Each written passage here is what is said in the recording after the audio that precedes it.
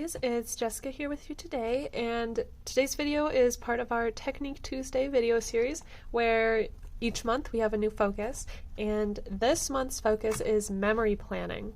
So I've been memory planning, this is my first memory planner, so since last July, and I've been keeping up with it pretty well.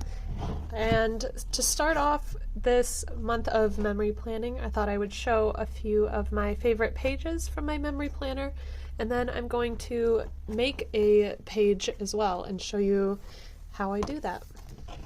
This is one of my favorite pages. I have a lot of different pictures. Most of the time my pages start with the pictures, so I wait till the end of the week and then I'll print all of the pictures and scrap it from a week later, and then I'll journal all about it. But I like all of the bright colors in here, and it just feels like summer. This is an example of a week where I didn't really have a lot of events or things happening, so instead I went and I took pictures of some of my plants and documented about that.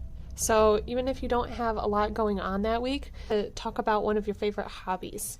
And I thought doing it with plants would especially be fun because I could look at plants and see their progress. Like I'm now looking at that plant. That plant has grown a lot since then. Here's another example where I didn't have any photos from this week, but I would just make a lot more sticker clusters. So these are all Happy Planner stickers, and I just make a lot of bigger clusters with them. And I still like how this page turned out, even with no photos. Here's an example of a monthly spread. I usually don't have a ton on my monthly spreads.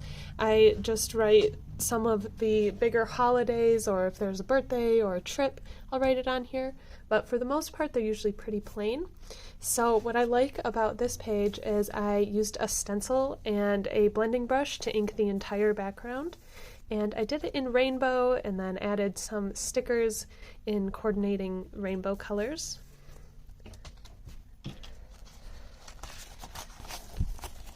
This is a page where I didn't use any stickers, it's just a stamp. So a lot of the times with my planner, I use scrapbooking stuff that I already have, or like the leftover ephemera from pages that I've done.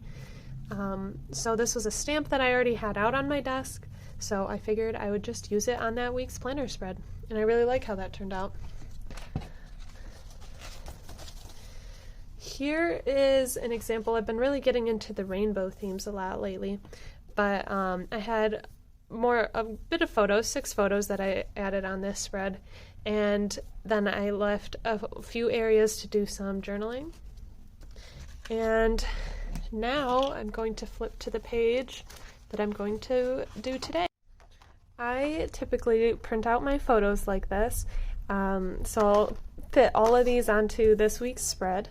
And so this is matte photo paper is what I printed on, and I just make a collage of all the photos, and then I'll end up cutting them out and repositioning them. So over this about a year of memory planning, I have found that it's hard for me to journal and have a photo of something every day. So what I usually do is if there are events that happened through the week, I more focus on those. A lot of times it's the events from the weekend, and so I'll just take those pictures and fill the whole spread with those. So for example, this week's spread, I actually took all of these photos all on the same day because this was the Frederick Meyer Sculpture Gardens, and so that's just all of the photos that I had for this week. But if there is an event or something we did or something that I want to remember that I don't have a photo for, then I would still save an area to journal about it.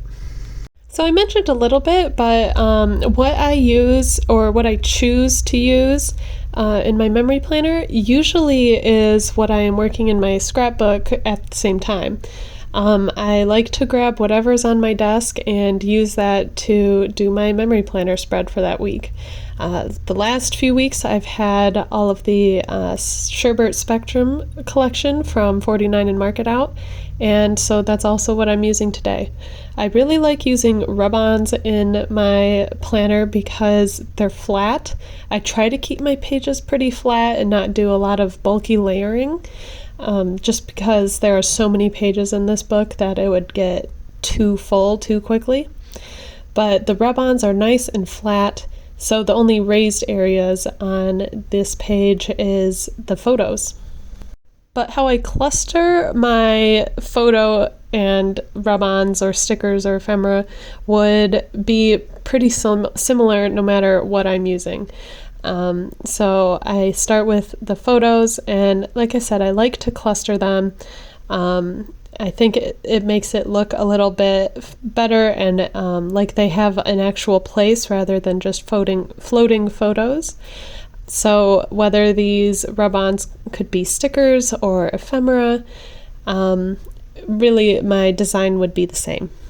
I also will usually grab my Happy Planner sticker books and add some stickers to it as well. I didn't end up needing any for this page, but I like adding just little, there's nice phrases in there or other things that just fit a planner really well, and those sticker books go a really long way, so I usually will also use those. Today I used wet glue to adhere my photos, but I'll also use cherry tape. After I have my photos and some embellishment clusters done, I'll add my titles. I like to add my titles using a Fudonosuke pen. I like to use my planner to also practice my brush lettering and calligraphy, so that's also a chance to weekly keep up on my practice. Now I'm going back in and adding a few more of these rub-ons. I decided that because I typically don't use much pink in my layouts, I'm not a big pink person, so I figured this sheet of rub-ons might go unused, but because there is so much pink in the flowers and the trees in my photos, I figured I'd just go with the pink. And like I said, I use my planner to use up my stash of what I might not otherwise use. And then another must-have for a planner is a pen that you love to use. I have a range of pens, gel pens, that I use for all of my journaling.